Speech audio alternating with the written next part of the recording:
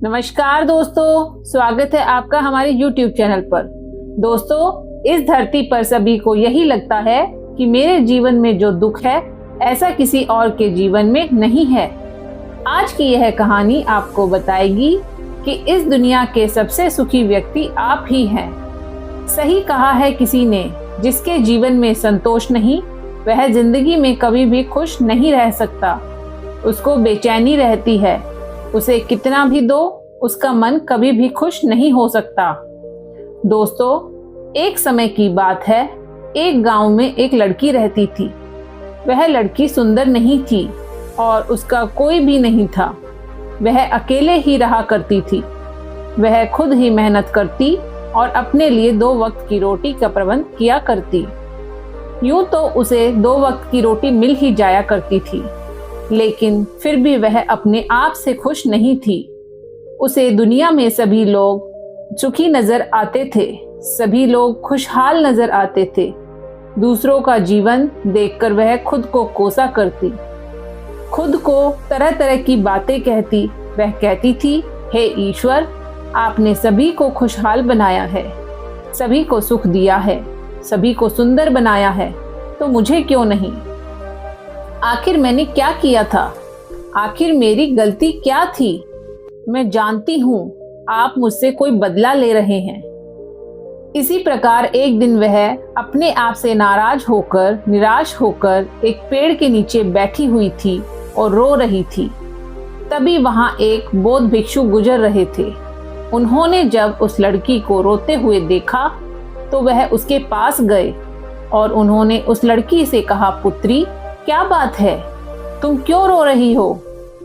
इसका जवाब देते हुए वह लड़की उन बौद्ध भिक्षु से कहती है, हे गुरु, मुझे कोई प्यार नहीं करता, मुझे कोई पसंद नहीं करता, क्योंकि मैं काली हूँ, मैं सुंदर नहीं हूँ। मेरे रंग को लेकर लोग मेरा मजाक बनाते हैं। मेरा कोई नहीं है, मेरे पास तो धन भी नहीं है। इस दुनिया में हर कोई सुखी है, हर किसी के पास सब कुछ है, हर कोई अपना जीवन खुशहाली से जी रहा है। सभी के पास सब कुछ है, तो मेरे पास क्यों नहीं? आखिर मैंने क्या किया था?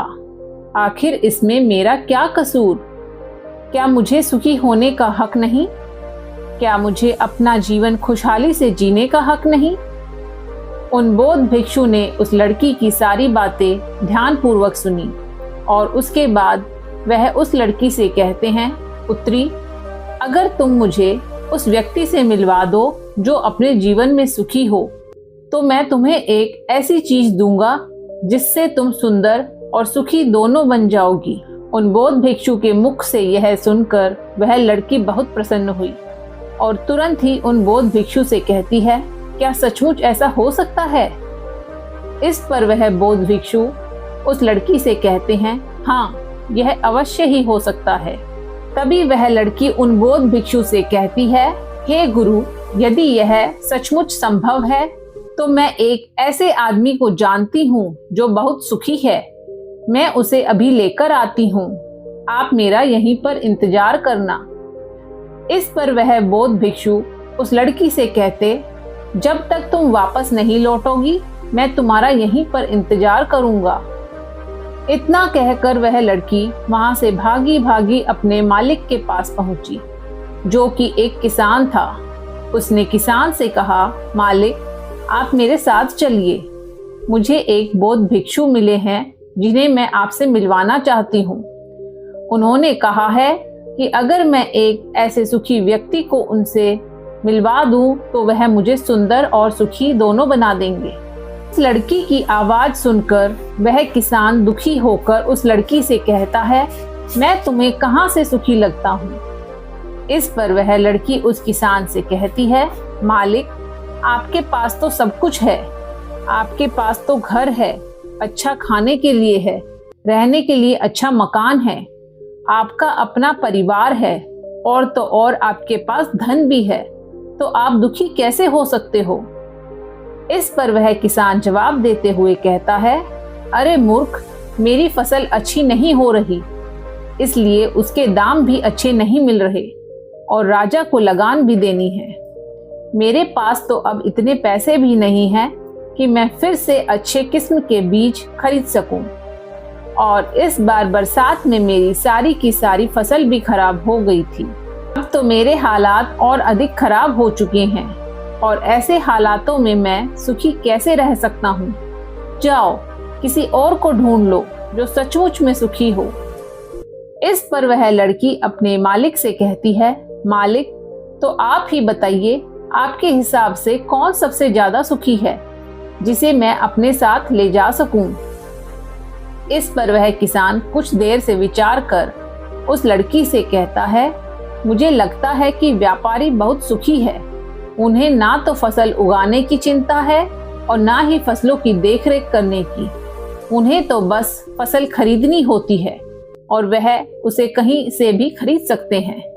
और तो और वे अन्य चीजों का व्यापार भी करते हैं जिनका मौसम से कोई लेना देना नहीं होता। और वे लोग हमसे कहीं ज्यादा अधिक धन भी कमाते हैं। लोग उनका आदर सम्मान भी करते हैं। मुझे तो लगता है कि वह सबसे सुखी है। तुम उन्हीं के पास जाओ। वह लड़की अपने मालिक की बात सुनकर वहां से भागी भागी एक व्यापारी के पास जा पहुंची और उस व्यापारी से कहती है, मालिक आप मेरे साथ चलिए। मुझे एक भिक्षु मिले हैं जिन्हें मैं आपसे मिलवाना चाहती हूँ। उन्होंने कहा है कि किसी ऐसे सुखी व्यक्ति को ले आओ जो सचमुच सुखी हो और उसके बाद वह मुझे एक ऐसी चीज देंगे जिससे मैं सुंदर और सुखी दोनों हो जाऊंगी। उस लड़की की बात सुनकर वह व्यापारी दुख भरे शब्दों में उस लड़की से कहता है, अरे हमारे जीवन में कहाँ सुख है। चारों ओर से तो हमें दुख ने घेर रखा है। चोर लुटेरे, हमें सबका ध्यान रखना पड़ता है। व्यापार में अब भी बहुत घाटा भी चल रहा है और तो और राजा हमसे अतिरिक्त कर भी वसूल रहे हैं, जिससे व्यापार करने में बहुत दिक्कत आने लगी है। हमें सुरक्षा भी नहीं मिल पा रही।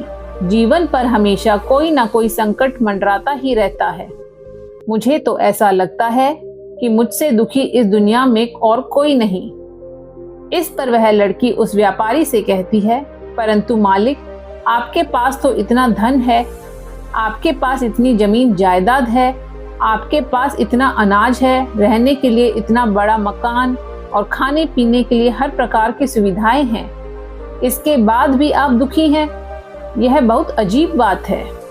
मुझे तो लगता था कि आप बहुत सुखी होंगे। खैर कोई बात नहीं, कृपया करके मुझे कोई ऐसा व्यक्ति बताइए जो आपके हिसाब से बहुत सुखी हो, जिसे मैं उन बौद्ध भिक्षु के पास ले जा सकूं। इस पर वह व्यापारी कुछ देर सोच विचार कर उस लड़की से कहता है, मुझे लगता है कि राज्य के अधिकारी बहुत सुखी हैं। वह सीधे राजा से संबंध रखते हैं, उनके पास अधिकार हैं और वह धनवान भी हैं। वह चोर लुटेरे और डकैतों से भी नहीं डरते और वहीं लोग हमसे धन भी वसूलते हैं और हमें उनके सामने उनके आदर में झुकना ही पड़ता है। सभी लोग उनका बहुत मान सम्मान भी करते हैं।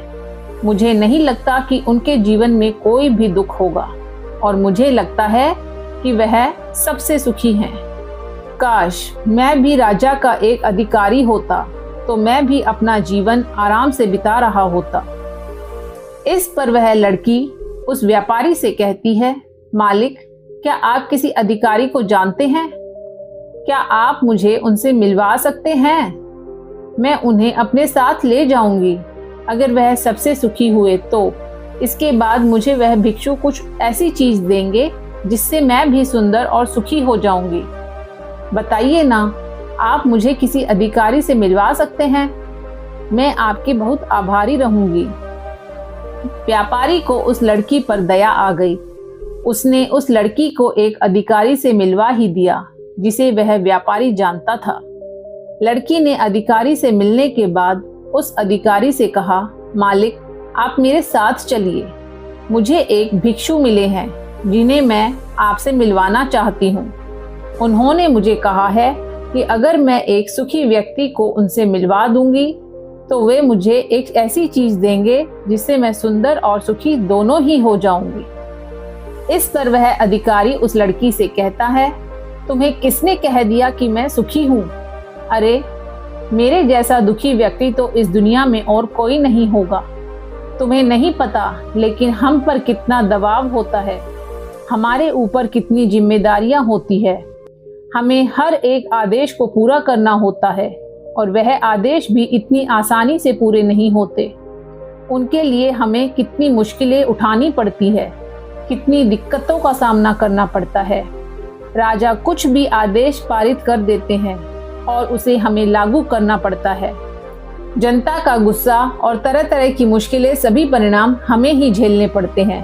और तुम्हें लगता है कि मैं सुखी हूँ? ऐसा कुछ भी नहीं है।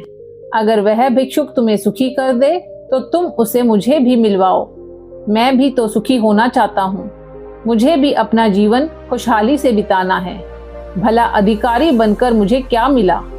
रोज रोज के तरह तरह के तनाव। इस पर वह लड़की आश्चर्य से उस अधिकारी से कहती है, मालिक, जहाँ तक मैं सोचती थी कि आप सबसे सुखी हैं, लेकिन आप भी सुखी नहीं लग रहे।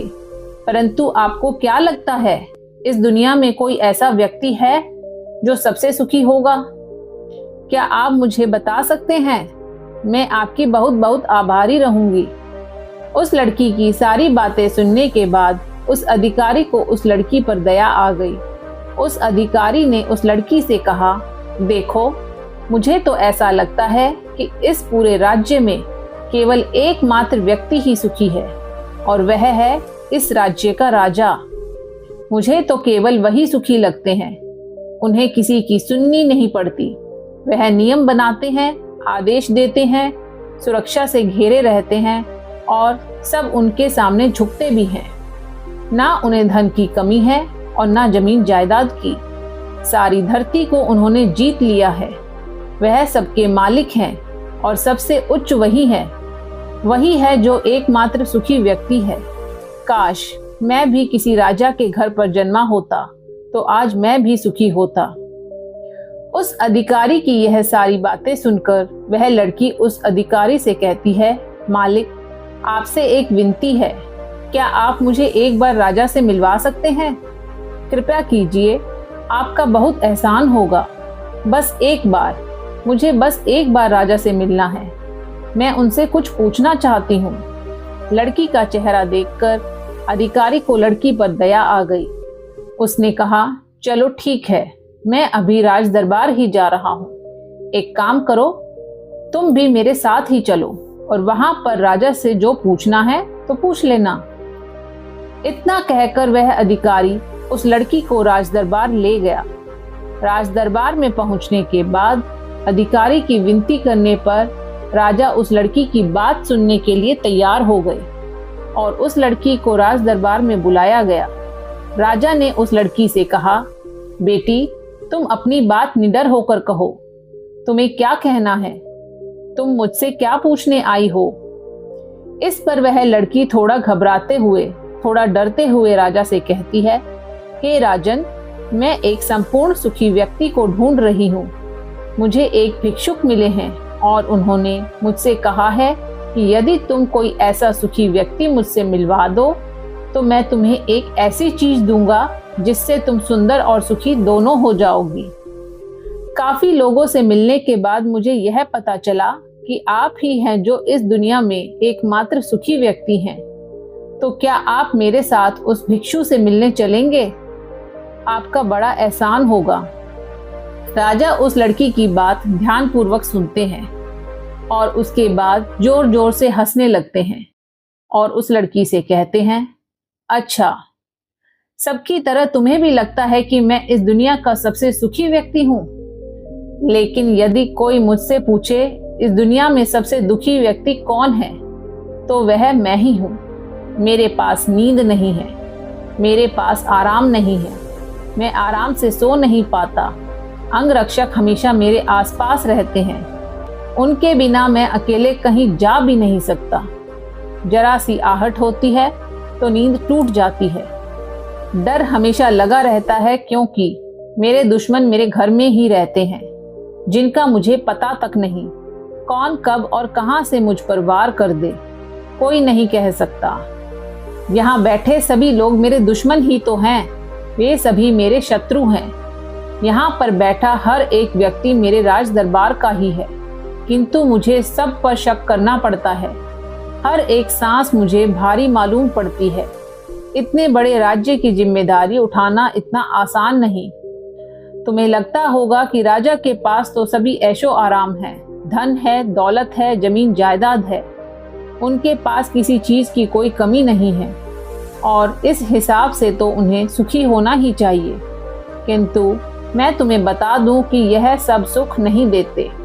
इस पर वह लड़की राजा से कहती है, हे राजन, क्षमा कीजिएगा, परंतु यदि सुख धन दौलत नहीं देती, राज्य नहीं देता, जमीन जायदाद नहीं देती, ऐशो आराम नहीं देता, तो क्या हुआ? कम से कम सुंदरता तो सुख देती है। इस पर वह राजा एक बार फिर मुस्कुराते हुए उस लड़की से कहते हैं, पुत्री, सुंदरता जो मैंने देखी है, जो लोग शक्ल से सुंदर होते हैं उनके मन सुंदर नहीं होते। वे लोग तो एक मुखौटा लगाए घूमते रहते हैं। वे दूसरों को दिखाते हैं कि मैं कितना सुंदर हूँ, लेकिन समय सबकी सुंदरता छीन लेता है। एकमात्र सुंदरता में ही रहती है और जिसका मन सुंदर है वह हमेशा ही सुंदर रहता है। इस पर वह लड़की राजा से कहती है, हे महाराज, तो आप ही बताइए कि आपके हिसाब से इस दुनिया में सबसे सुंदर और सुखी कौन है?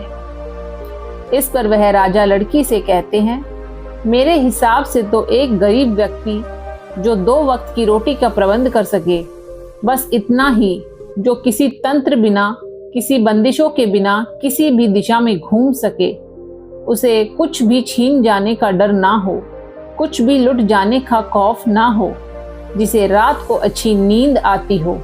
मुझसे पूछोगे तो सबसे ज्यादा सुखी वही होगा और इस हिसाब से मैं तुम्हें देखता हूँ कि तुम सबसे सुखी हो। तुम्हारे पास नींद है, अच्छा मन है, चारों दिशाएं हैं और कोई डर नहीं, कोई साजिश नहीं, कोई षड्यंत्र नहीं, बस जीवन है, खुला जीवन। मेरे हिसाब से तुम ही सबसे सुखी हो। राजा की यह सारी बातें सुनकर एक पल के लिए वह लड़की सोच में पड़ गई और तभी उसे इस बात का एहसास भी हो गया कि वाकई में वह एक मात्र सुखी है, वही सुंदर है और अब वह जो थी, जैसी भी थी, उसे खुद के होने पर गर्व होने लगा। पूरे दिन यहाँ वहाँ भटकते हुए आखिरकार थक हार कर, लेकिन संपूर्ण सुख लिए, वह चेहरे पर मुस्कान लिए प्रकृति से बातें करते हुए वह उन बौद्ध भिक्षु के पास वापस लौटी और उसने उस बौद्ध भिक्षु से कहा, हे गुरुवर, मैं यहाँ से गई थी तो मुझे लग रहा था कि मैं ही सबसे दुखी हूँ और मैं ही सबसे बदसूरत हूँ, लेकिन यहाँ से जाकर जैसे जैसे मैं लोगों से मिलती गई, मुझे यह एहसास होने लगा कि इस दुनिया में सबसे सुखी व्यक्ति तो मैं ही हूँ। हाँ, यह बात और है कि मैं किसी सुखी व्यक्ति को आपके पास ला ना सकी, क्योंकि मुझे लगता था कि मुझे छोड़कर सब सुखी हैं, लेकिन बात तो कुछ उल्टी ही हो गई। यहाँ तो मुझे छोड़कर सभी दुखी हैं। सभी को किसी ना किसी चीज का डर है, कुछ ना कुछ खोने का डर है, कुछ ना पाने का डर, खुलकर ना जी पाने का डर। इस हिसाब से तो मेरे पास सब कुछ है। मैं खुशी से झूम सकती हूँ, जहाँ मन करे वहाँ जा सकती हूँ और 2 वक्त की रोटी का इंतजाम करने के लिए मेरे पास यह हाथ और पैर भी हैं। मुझे किसी चीज का कोई गम नहीं। मेरे पास ऐसा कुछ नहीं जिसके खोने का डर मुझे सताए। इस पर वह बौद्ध भिक्षुक उस लड़की से कहते हैं, पुत्री, आखिरकार तुम्हें वह सुंदरता और सुख मिल ही गया। अब से तुम सुंदर और सुखी हो। यह कहकर वे बौद्ध भिक्षुक वापस अपने आश्रम लौट गए और वह लड़की भी अब जान चुकी थी कि वही सबसे सुंदर और सुखी है। अब उसे किसी बात का कोई गम नहीं था। वह कभी अपने आप को अब कोसती नहीं थी, बल्कि वह अपने आप से हमेशा खुश रहती थी, हमेशा मस्त रहती थी। दोस्तों, हमें भी ऐसा ही लगता है कि हमारे पास कुछ नहीं है और सामने वाले के पास सब कुछ है। वह कितना सुखी है, उसके पास हर चीज है, हर ऐशो आराम है, हर सुविधा है, किंतु ऐसा नहीं है। यह केवल आपके देखने का नजरिया है। असली सुख तो आपके पास ही है और वह है संतुष्टि। यदि आप अपने आप से संतुष्ट हैं, आपके पास जो कुछ भी है उसमें आप खुश हैं, तो आपको कोई भी गम डरा नहीं सकता, कोई भी दुख परेशान नहीं कर सकता।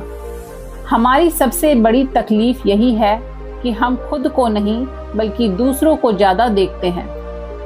दूसरों से हम ज़्यादा प्रेरित होते हैं और उनकी खुशी देखकर हमारे भीतर ईर्ष्या का भाव उत्पन्न होने लगता है।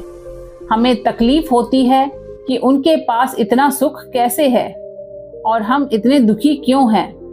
हम केवल उनकी तरफ ही नज़र गड़ाए हुए हैं, अपने पास देखा ही नहीं कि हमारे पास क्या है। हम उस पर कभी ध्यान नहीं देते, बल्कि हम तो हमेशा इस पर ध्यान देते हैं कि हमारे पास क्या नहीं है। यही नज़रिया आपको दुख और तकलीफ़ों की ओर ले जाता है। आप चाहकर भी सुखी नहीं रह पाते, क्योंकि आपने अपना नज़रिया क्या नहीं पर गड़ा रखा है। वहीं पर यदि आप इस तरह से सोचें कि मेरे पास बहुत कुछ है, रहने के लिए अच्छा घर है, खाने के लिए अच्छा खाना है, पहनने के लिए अच्छे कपड़े हैं, कम से कम 2 वक्त की रोटी का आपके लिए इंतजाम भी हो जाता है, लेकिन बहुतों के पास तो यह भी नहीं होता, तो क्या आप सुखी नहीं हैं? क्या आपके पास वह सब नहीं है जो उनके पास नहीं है? जरा एक पल के लिए सोच कर देखिएगा। इसी के साथ मुझे उम्मीद है कि आपको आज की यह वीडियो जरूर पसंद आई होगी। इस वीडियो को लाइक और अपने दोस्तों के साथ शेयर जरूर कीजिएगा। धन्यवाद।